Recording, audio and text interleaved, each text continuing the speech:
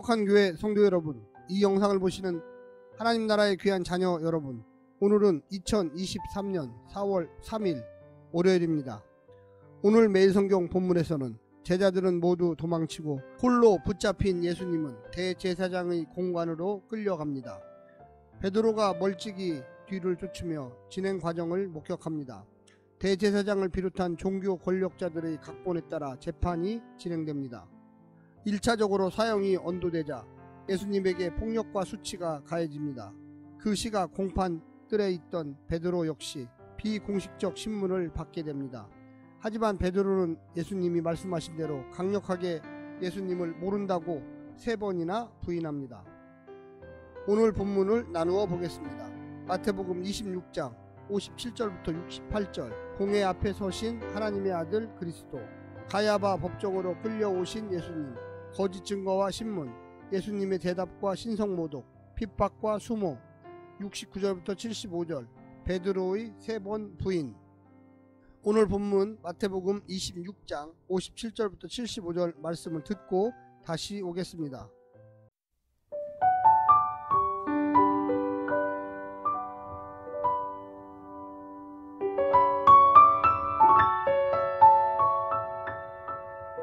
예수를 잡은 자들이 그를 끌고 대제사장 가야바에게로 가니 거기 서기관과 장로들이 모여 있더라. 베드로가 일찍이 예수를 따라 대제사장의 집들에까지 가서 그 결말을 보려고 안에 들어가 하인들과 함께 앉아 있더라. 대제사장들과 온 공회가 예수를 죽이려고 그를 칠 거짓 증거를 찾으매 거짓 증인이 많이 왔으나 얻지 못하더니 후에 2 사람이 와서 이르되 이 사람의 말이 내가 하나님의 성전을 헐고 사흘 동안에 지을 수 있다 하더라 하니 대제사장이 일어서서 예수께 묻되 아무 대답도 없느냐, 이 사람들이 너를 치는 증거가 어떠하냐 하되 예수께서 침묵하시거늘 대제사장이 이르되 내가 너로 살아계신 하나님께 맹세하게 하노니 내가 하나님의 아들 그리스도인지 우리에게 말하라.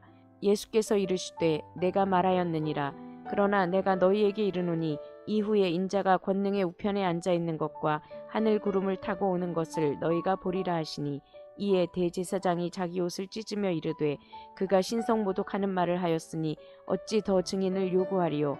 보라, 너희가 지금 이 신성모독하는 말을 들었도다. 너희 생각은 어떠하냐. 대답하여 이르되 그는 사형에 해당하니라 하고, 이에 예수의 얼굴에 침 뱉으며 주먹으로 치고 어떤 사람은 손바닥으로 때리며 이르되 그리스도야, 우리에게 선지자 노릇을 하라. 너를 친 자가 누구냐 하더라. 베드로가 바깥들에 앉았더니 한 여종이 나와 이르되 너도 갈릴리 사람 예수와 함께 있었도다 하거늘, 베드로가 모든 사람 앞에서 부인하여 이르되 나는 내가 무슨 말을 하는지 알지 못하겠노라 하며 앞문까지 나아가니 다른 여종이 그를 보고 거기 있는 사람들에게 말하되 이 사람은 나사렛 예수와 함께 있었도다 하매 베드로가 맹세하고 또 부인하여 이르되 나는 그 사람을 알지 못하노라 하더라. 조금 후에 곁에 섰던 사람들이 나와 베드로에게 이르되 너도 진실로 그 도당이라. 내 말소리가 너를 표명한다 하거늘, 그가 저주하며 맹세하여 이르되 나는 그 사람을 알지 못하노라 하니 곧 닭이 울더라. 이에 베드로가 예수의 말씀에 닭 울기 전에 내가 3번 나를 부인하리라 하심이 생각나서 밖에 나가서 심히 통곡하니라.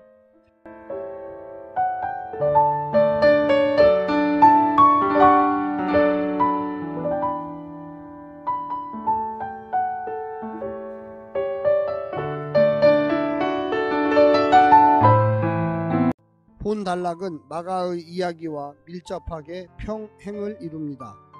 마태가 마가복음을 자료로 활용했기에 어느 부분은 확장되고 또 어느 부분은 축소하는 유연성이 도드라집니다. 유대 최고 종교 권력자들이 모여 예수님에 대한 소환, 기소, 신문이라는 재판 절차를 진행합니다. 하지만 불법과 폭력으로 얼룩진 불공정한 재판이었습니다. 2개의 소 단락에서 이야기적 평행이 도드라집니다. 예수님의 신문과 베드로의 신문이 이야기적으로 얽혀 있습니다. 재판의 은밀한 과정의 목격자는 다름 아닌 베드로였습니다. 오늘 본문을 3 부분으로 나누어 자세히 설명드리겠습니다. 첫 번째, 거짓말하는 자들과 침묵하는 예수님. 예수님을 죽이려는 자들의 애처로운 열정을 보십시오. 이른 시간부터 재판장을 열었습니다. 종교 지도자들이 일시에 모였습니다. 거짓 증인들을 많이 불러 모았습니다. 그 증언이 거짓이라는 것을 누구보다도 잘 아는 자들이 종교 지도자들이었습니다. 그런데도 상관은 없습니다. 예수님만 죽이면 된다고 생각했기 때문입니다. 올바른 결과를 위해서 과정은 문제될 것이 없다고 여겼습니다. 간교한 자를 제거하려면 더 간교해져야 하고 악한 자를 제거하려면 더 악한 방법으로 괜찮다고 보았던 것입니다. 그들에게 예수님은 하나님의 아들이 아니었지만 사랑해야 할 이웃도 아니었습니다. 신성 모독죄를 범한 죄인이었지만 사실은 자신들의 이해관계를 침해하는 불청객이었을 뿐입니다. 두 번째, 진실을 말하는 예수님과 옷을 찢는 제사장. 침묵하던 예수님이 드디어 결정적일 때 입을 열었습니다. 그런데 자신을 위기에서 건질 발언이 아니라 자신의 죽음에 쐐기를 박는 대답을 한 것입니다. 자신이 다니엘 선지자가 예고한 바로 그 인자라고 주장하고 있습니다. 이 말에 제사장은 더는 재판을 진행할 필요도 없을 만큼 예수님을 처형할 결정적인 신성 모독의 증거를 잡았다고 판단하였습니다.